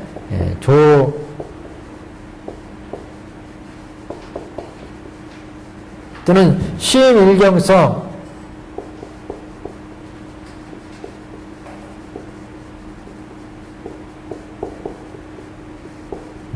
그러니까 조직정은 아주 곧바른 마음. 그래서 우리가 불도에 들어가게끔 그러니까 수행에 들어갈 때 우리 마음이 눈을 보고 귀로 듣고 코로 냄새 맡고 귀로 뭔가 소리가 들리고 코로 냄새 맡을 때 눈으로 뭔가를 볼 때 맛을 볼 때 피부로 뭔가 접촉할 때 의식이 일어날 때마다 생각이 일어나잖아요. 이렇게 되면은 우리의 마음이 하나로 통일이 안 돼. 그래서 이렇게 볼 때마다 들을 때마다 마음이 일어나니까 산란한 마음이 돼가지고 우리 마음이 청정한 마음이 안 일어나고 탐진치가 막 일어나니까 마음이 산란하고 혼란스러워서 고요한 마음이 되질 않는다. 고요한 마음이 돼야 지혜가 나오고 선정이 나오는데 이렇게 되지 않으니까 이런 마음을 아주 곧게 가져서 마음을 조절해서 우리의 마음을 하나로 모아주는 게 바로 이 삼마디다. 삼마디. 이 삼매는 그래서 낮은 단계부터 아주 깊은 단계 선정까지 수많은 차별이 이제 삼매가 있습니다. 그런데 여기에서 이 무량의처 삼매를 통해서 이제 우리가 부처님이 이 삼매에 들어가셔가지고 법을 구상하고 법화경을 구상하고 그 다음에 이제 법화경을 이 삼매에서 나오셔가지고 법화경을 설하잖아요. 그래서 이 삼매는 우리의 마음을 고요한 마음의 상태를 가져가게 해서 불도에 들어가기 쉽도록 이렇게 안내하는 역할을 삼매가 하고 있다. 삼매는 그래서 조직정이라는 말을 씁니다. 조직정. 우리 마음 곧바르게 선정으로 곧바로 들어가게 해주는 이런 이제 마음을 만드는 어떤 과정 이렇게 보시면 되고 또는 심일경성이라고 해요. 심일경성. 하나의 경이라는 것은 대상이죠. 대상 경계에 우리의 마음을 딱 집중시키는 그래서 일심에다가 우리 마음을 딱 모아서 다른 눈으로 보고 귀를 들을 때마다 탐내는 마음, 화내는 마음이 듣는 데 따라서 또는 보이는 데 따라서 탐내고 화내고 성내는 마음이 일어나면 그러면 혼란해진다 이 마음이. 그래서 하나의 대상에 딱 우리의 마음을 여기에 딱 우리의 마음을 모아놓고 신업, 구업, 의업을 딱 모아놔서 다른 마음이 생기지 않도록 하는 것. 이것을 이제 심일경성 이렇게 얘기합니다. 심일경성. 마지간에 보면 이런 비유를 얘기하는데 사중산매조에 산매를 이런 표현을 써요. 여기 대나무 통이 있어요. 대나무. 대나무는 속에가 이렇게 마디가 있지만 이거 마디를 뚫으면 이렇게 통하죠. 대나무는 일자로 통해요. 일자로. 대나무는 곧바로 크잖아요. 근데 뱀은 어때요? 뱀은 이렇게 꾸불꾸불 걸어가요. 뱀. 뱀은 꾸불꾸불 걸어가. 이 뱀의 꾸불꾸불한 요 상태가 우리 중생행심이에요. 중생심. 우리의 마음이 이렇게 꾸불꾸불하다. 그런데 이거를 대나무 통에다 딱 넣어버려요. 그러면 쫙 펴지잖아요. 쫙 펴져. 이게 삼매라. 이거. 우리 중생이 이런 마음을 삼매로 가져가면 이렇게 우리의 마음이 하나로 쫙 펴진다. 그러면 우리의 마음이 하나로 딱 펴지긴 하나로 통일되니까 다른 마음이 일어나잖아요. 내가 집중하고자 하는 마음에다 딱 둬가지고 그래서 우리가 나무묘법연화경 할 때는 나무묘법연화경에 부처님 마음에다 딱 우리의 마음을 내놓고 나무묘법연화경을 쫙 하시는 거예요. 관세음보살 할 때 관세음보살을 딱 내놓고 다른 마음이 생기면 안 돼. 그게 딱 내놓고 이게 조직정이에요. 심일경성이에요. 다른 마음이 생겨. 보거나 듣거나 냄새 맡는 듯 따라 향기 좋은데 이거 구스름한데 저 아래에서 지금 뭐 하나 이렇게 마음이 오가면 삼매가 안 만들어져요. 나무묘법연화경 관세음보살 할 때 어디서 뻑꾸 그러니까 이게 무슨 소리야? 그쪽으로 마음이 딱 가버리면 이거는 깨져버리는 거예요. 깨져버려요. 이렇게 모아지는 게 심인경성이에요. 그래서 부처님도 지금 묘법연화경을 설하려니까 요 삼매에 들어가서 다른 마음이 안 생겨요. 그러니까 거기 뭐라고 했어요? 몸과 마음이 움직이지 않으셨다. 몸과 마음이 안 움직여요. 딱 거기에 집중해서 몸도 지금 가부좌 틀고 딱 앉으셔가지고 마음도 이런 마음 들리는 데 따라서 냄새 맡는 데 따라서 보이는 데 따라서 마음이 흔들리면 그러면 고요한 마음이 안 생겨서 그러니까 불도 법을 지대로 설할 수가 없다는 거예요. 그래서 당신이 지금 구성하고 있는 묘법연화경 여기에만 딱 마음이 가 있고 다른 데 마음이 안 가 있어요. 그래서 지금 무량의처 삼매라 이 경을 설하신 후에 가부좌를 내시고 무량의처 삼매에 들어가시니 몸과 마음이 동하지 아니하시거늘 그랬어요. 그래서 이런 삼매에 들어가시면 이렇게 몸과 마음이 움직여서는 안 돼. 그래서 몸과 마음이 동하지 아니하시거늘 그랬어요. 이때 하늘에서 만다라꽃, 마하만다라꽃, 만수하꽃, 마하만수하꽃이 부처님과 모든 대중 위에 비오듯이 내렸으며 자, 여기가 우화선. 그래서 우화선 꽃비가 내리는 거, 꽃비. 그래서 이런 전통 때문이었는지 옛날에 법화경 학자로 유명한 분이 천태대사 윗대 법운이라는 분이 있었어요. 법운. 이 법운 스님도 법화경을 설할 때 꽃비가 내렸다 이런 기록이 나와요. 꽃비. 그래서 법화경을 설할 때 이렇게 법을 잘 하시는 분들은 꽃비가 내린대요. 우리 밖에 꽃비 안 내리네. 꽃비 안 내리네. 봄에 강의할 걸 잘못 선택했어요. 봄에 꽃비 내릴 때. 여하튼 지금 이렇게 법화경을 부처님께서 딱 설하시려고 그러니까 자세 딱 잡으시니까 하늘에서 꽃비가 내리더라. 그 꽃비를 네 가지로 얘기했어요. 이건 다 연꽃 종류예요. 그래서 만다라꽃, 만다라꽃, 마하라는 건 아주 크다는 꽃입니다. 더 큰 천상의 연꽃 이렇게 생각하시면 돼요. 만다라꽃, 마하만다라꽃, 만수하꽃, 마하만수하꽃이 부처님과 모든 대중에 비오듯이 내렸습니다. 이것도 법화경의 특징입니다. 꽃비가 내려서 그냥 대중 위에 덮어버렸다. 아니면 부처님 머리에 그냥 덮어버리더라. 그러면 끝나는데 여기는 대중과 부처님 머리 위에 덮었다. 이렇게 나와요. 이것도 지금 법화경의 특징을 나타내는 말이에요. 지금 우리 중생을 비롯한 대중들이 여기 있죠. 부처님 여기 앉아 계셔요.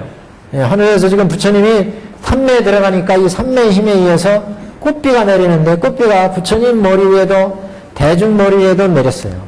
네, 지금 여기는 이를테면 중생심의 경계예요. 중생의 경계. 여기는 부처의 경계예요. 그래서 꽃비라는 것은 법비와 마찬가지예요. 법. 그래서 앞으로 법화경이 설해지면 부처님의 이 법비에 의해서 중생과 이 중생세계의 부처세계에 똑같이 하나의 불국토가 된다. 하나의 불국토. 예. 부처님이 법화경에서 하시는 법문이 뭐예요? 삼승을 이끌어서 불도로 들어가게 일불승이 되게 한다는 거죠. 그래서 삼승의 모든 중생들이 있는데 이 중생을 다 꽃으로 꽃비로 덮어버렸어. 꽃비로 다 부처님하고 똑같아져 버려. 똑같이. 그러니까 앞으로 일체 중생을 불치견을 열어서 보여서 다 부처가 되게 하겠다. 이것을 이제 지금 상징적으로 보여준다. 꽃비의 모습을 통해서 우리가 이 세계는 뭐예요 지금? 삼승이에요. 삼승. 성문승, 영각승, 보살승이에요. 이걸 다 부처와 같이 일불승이 되게 한다 이게. 우리가 밖에 겨울에 비가 꼭 눈이 오잖아요. 눈 내리기 전에는 산과 들과 강과 하천이 다 달라요. 예, 꽃 위에서 눈이 내리면 눈 내려서 딱 덮어버리면 온 세계가 다 백색 하나의 하늘이에요. 이게 일불승이에요. 예, 그 꽃 눈이 내리기 전에는 강도 있고 바다도 있고 하천도 있어요. 이게 삼승이에요. 이승엔 부처님 법이 살아있기 전에는 지금 삼승법, 이게 무량의경을 설해서 수많은 삼승법이 있었어요. 성문승, 연각승, 보살승. 앞으로 법화경이 설해지면 지금 무량의처는 바로 그 삼매의 경지잖아요. 부처님이 이 삼매의 경지를 보여주는데 이 경이 앞으로 이제 설해지면 이렇게 삼승이 나와 같이 다 일불승이 된다. 이게 일불승이. 지금은 성문승, 연각승, 보살승으로 있는데 이런 삼승의 세계가 다 이제 일불승으로 될 거다. 이것을 이제 나타내는 법문이다. 이렇게 천태대사는 해석을 합니다. 자, 그리고 여기가 이제 우와서. 그 다음, 부처님의 넓은 세계는 6가지로 진동하였느니라. 6가지로 진동. 육종진동 보통 그러잖아요. 육종진동, 지동서. 육종진동. 육종진동에 대해서는 땅이 이렇게 움직이는 것을 그러죠. 진동을 한다. 그 다음에 진동이 조금 크면 땅이 이렇게 일어나요. 일서서.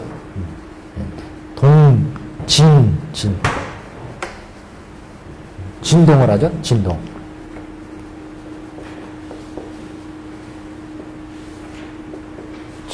진동. 그 다음에 이렇게 일어나죠. 그 다음에 용수등천. 거기서 동기동. 이게 잘못했네. 동기동이고. 동기용. 땅이 진동을 하고, 그 다음에 땅이 움직이고, 이렇게. 그 다음에 이렇게 솟아오르죠? 그 다음에 진우가게, 진.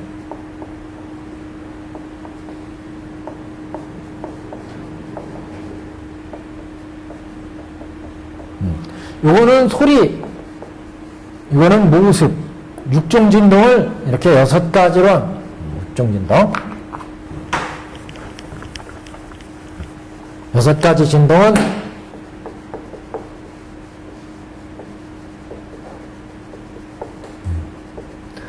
진은 소리가 땅이 진동할 때 우르하고 이렇게 울리는 소리. 그게 조금 세지면 사자가 표현하는 것처럼 우르하고 큰 소리로 나는 거. 그 다음에 막 이제 깨져서 부딪히고 찢어지는 것처럼 이제 진동이 심해지면 이렇게 나는 게 각입니다. 각, 진후각. 그 다음에 이거는 동기용이에요. 이것은 진동하는 모습에 따라서 땅이 이렇게 흔들리는 거, 움직이는 거, 이게 동이고, 처음에 이렇게 흔들리는 거야. 그 다음에 그게 조금 시인해서 이렇게 움직여요. 일어나. 이게 기회. 용은 그냥 확 일어났다, 확 꺼졌다, 뭐 이렇게 더 크게 나타난 거, 이게 용이에요. 용서 좀 친다 그러잖아요. 그래서 이렇게 진동하는 모습도 3가지랍니다. 진동하는 소리도 3가지다. 3가지. 그래서 6가지 육종진동인데 이렇게 육종진동하는 이유는 이렇게 육종진동하는 이유는 우리 중생들이 보는 거에 따라서 듣는 거에 따라서 육근이 있어요. 육군마다 번뇌가 있어요. 중생들은 이렇게 육군의 번뇌가 있는데 육군에 따라서 탐진치 이렇게 번뇌가 이랬죠. 중생들의 육군의 무명의 모든 번뇌가 이제 법화경을 앞으로 설하시면 법화경을 이제 설법에 의해서 육군이 움직여가지고 부처의 육군이 된다. 부처의 육군이면 불때에 들어갈 수 있다는 거죠. 이게 뭐예요? 육군 청정. 육군이 청정해진다. 법화경을 들으면 육군이 청정해져요. 법화경을 읽으면 육군이 청정해. 법화경을 외우면 육군이 청정해져요. 수지, 독송, 해설, 서사하면 우리 육군이 청정해진다. 우리 중생들은 지금 들을 때마다 볼 때마다 탐진치가 나와서 무명번뇌에 입사했는데 우리가 법화경을 이제 설하시면 중생들의 이런 무명번뇌가 움직여서 이게 육중 진동하는 것처럼 중생들의 무명번뇌 육군의 번뇌 이게 움직여가지고 육군이 점점 청정해진다. 우리는 육군으로 살아가잖아요. 중생의 육군으로 우리가 탐진치를 해서 중생 노름을 하고 있는데 이게 점점 법화경을 수지하고 독성하고 해설하면 볼 때마다 들을 때마다 냄새 맡을 때마다 생각할 때마다 육군이 청정해져. 부처님의 그 육군이 법이 작동을 해서 청정해져가지고 중생의 육군이 나중에는 천인의 육군처럼 착한 마음을 얻이고 그 다음에 이승의 육군처럼 지혜를 내게 되고 그 다음에 이제 보살의 육군처럼 법을 내게 된다. 그래서 나중에 부처님 육군처럼 불안으로 보고 불의로 듣고 비로 냄새 맡고 불신으로 접촉을 하고 불의로 생각하는 부처의 육군이 된다. 이게 이제 육군 청정이라는 거죠. 그래서 우리가 법화경을 앞으로 법을 설해서 중생들의 육군의 번뇌, 육군의 무명번뇌를 타파해서 청정이 되어서 불때에 들어가게 한다. 그것을 이제 보여주기 위해서 6가지의 진동하는 모습을 지금 부처님 회상에서 법화경을 딱 설하려고 그러니까 이 육종 진동의 모습을 보였다. 이렇게 해석하죠. 그 다음에 대중들이 기뻐서 기다리는 거예요. 이것도 상서에 들어가요. 대중들이 기뻐가지고 야 부처님 여태까지 회상을 쫓아다녔지만 우리가 어디에도 이렇게 부처님 상서가 세트로 종합적으로 멋있게 이렇게 나타난 적이 없었어요. 그러니까 이건 희화하다. 이게 만다라꽃이나 마만수사꽃 이런 꽃들은 뭐 3000년에 한 번 핀다 뭐 이런 꽃도 아니에요. 전설적으로 이런 꽃들은 성현이 처음으로 태어나시거나 아니면 성현이 도를 깨치시거나 아니면 위대한 여태까지 설하지 않은 위대한 법을 설하시거나 아니면 부처님이 인멸에 드시거나 이런 4가지 경우에 이런 꽃이 내린다. 근데 지금 부처님 해양에서 이렇게 꽃비도 내렸지 이런 삼매의 모습도 보여주셨지 무량의 경도 설하셨지 6가지로 진동했지 세트로 다 일어나 버리니까 종합세트 이거에 대중들이 야 이게 도대체 여태까지 이런 모습은 본 적이 없는데 이게 무슨 법을 설하시려고 부처님이 이런 거창한 상세를 보이실까?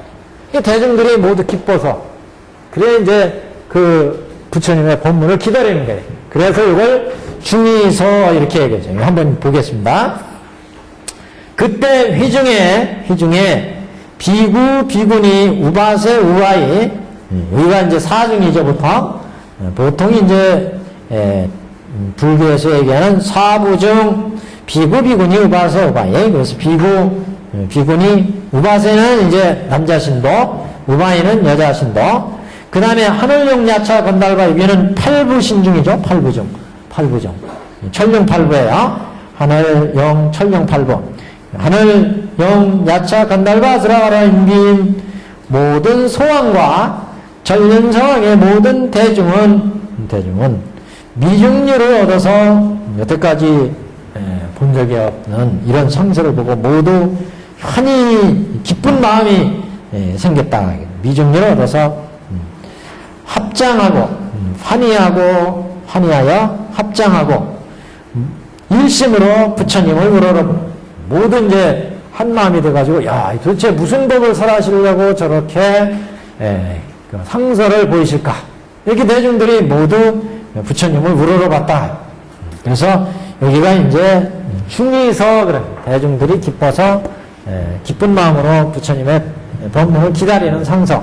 보통 우리가 대중을 얘기할 때 비구, 비구니, 우바세, 우바 이렇게 사중을 얘기하는데 그 18페이지 제일 꼭대기에 올라가시면 그때 세존께서는 사중에 둘러싸여 이렇게 나오죠. 사중 보통 이제 비구, 비구니, 우바세, 우바 이렇게 얘기합니다. 근데 천태대사는 이 사중을 확대를 해서 지금 천룡팔류와 보살대중까지 다 나오잖아요. 그래서 천태대사는 사중을 좀 확대를 해요. 어떻게 확대를 하냐? 우선 발기중, 이 발기중에도 사중이 있대요. 발기중에도 여기 비구, 비구니, 우바세, 우바이가 있어요. 발기중에도. 두 번째는 단기중, 단기중. 세 번째는 영향중, 영향중. 네 번째는 결연중. 이렇게 사중으로 얘기를 합니다. 이 사중에 다시 사중이 있다. 무슨 얘기냐면 발기중이 있고 단기 법회가 열리는 이 법화의 법석에는 이렇게 사중이 들어있다. 이렇게 사중에. 그래서 우선 이 법이 열리도록 발기한다. 우리가 어떤 회의를 열 때 발기하는 사람이 있죠. 우리 회의를 엽시다 이렇게. 그래서 이 법화경 법회에도 법회를 이끌도록 그 사리불존자같이 부처님께 질문도 드리고 해서 법회가 원만히 잘 진행되어서 나갈 수 있도록 발기하는 대중. 그 다음에 단기대중은 금기가 딱 맞은 지금 설법 부처님의 설법에 금기가 딱 맞아서 그 설법에서 깨달음 얻는 대중. 발기대중. 단기중 단기 금기에 맞았다. 영향중에 요게 이제 법화경을 설하시면 저 법계에 수많은 법계에서 보살들이나 선신들이나 귀신들이나 이런 대중들이 온대요. 또는 부처님이 다른 타방세계의 부처님이 대중을 보내. 지금 사화세계에서 법화경을 강의하니까 가서 듣고 오너라 이렇게. 그래서 수많은 대중들이 우리 눈에 보이지 않는 수많은 영향중이 있어요. 영향중.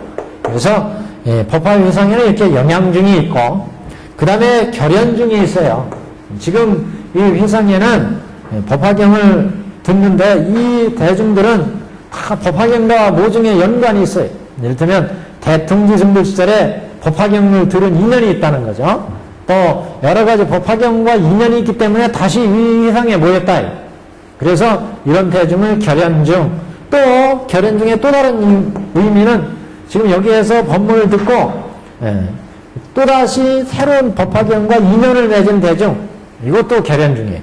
그래서 이 결연중, 발기중, 사중에 다시 사중이 있어요. 각각마다 비구, 비구니, 우바세, 우바이 이게 사중이 있다. 단기중에도 비구, 비구, 비구니, 우바세, 영향중에도 결연중에도 이렇게.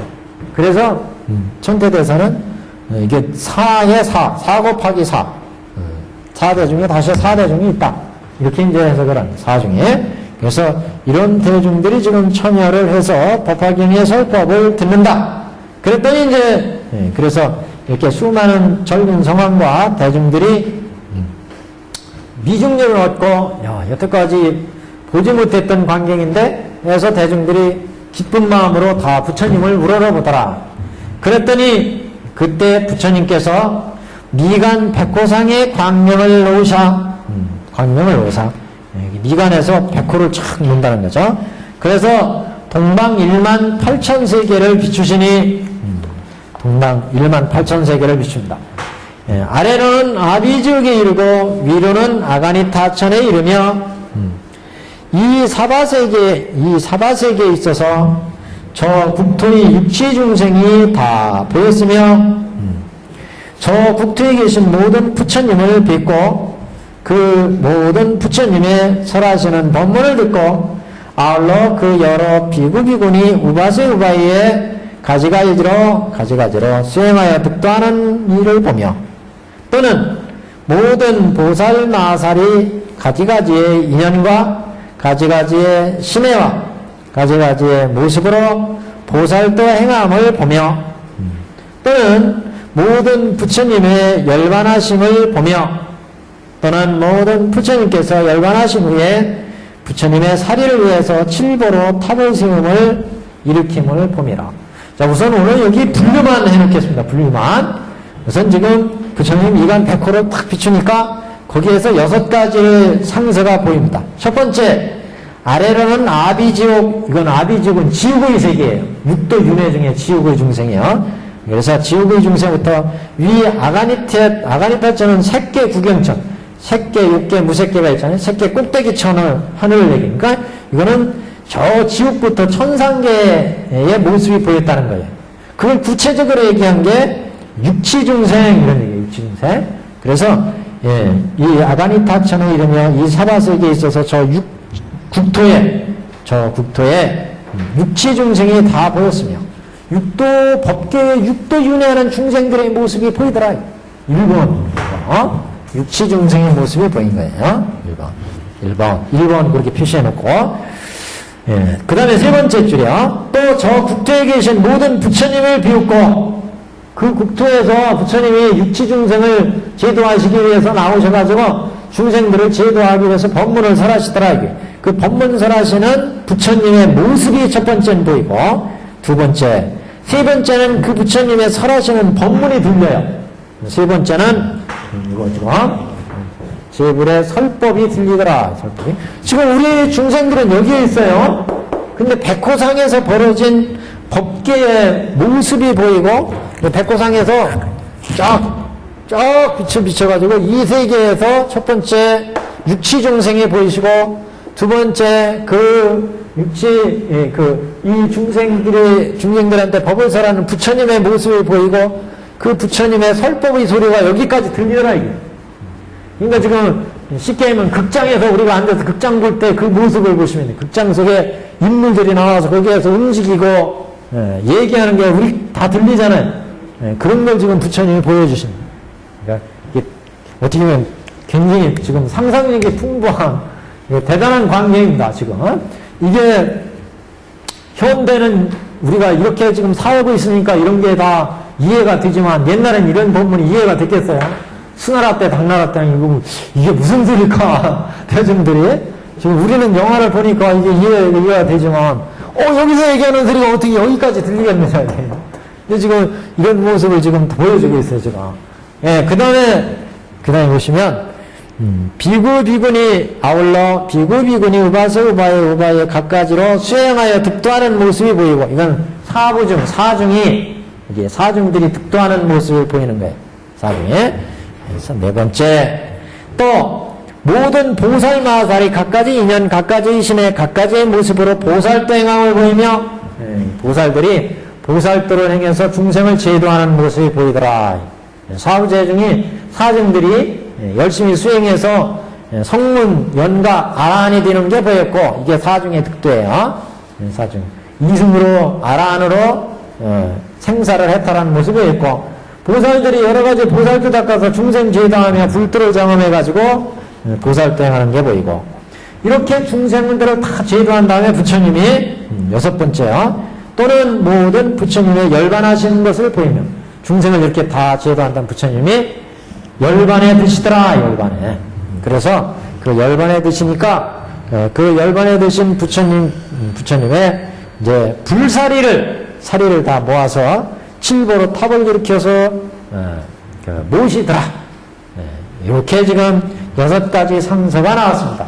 다음 시간에 이 6가지 상세 하나하나를 우리 법화경의 의의에 맞게 한번 해석을 하겠습니다. 오늘 여기까지입니다. 추석 잘 보내시고 다음 주에 뵙겠습니다.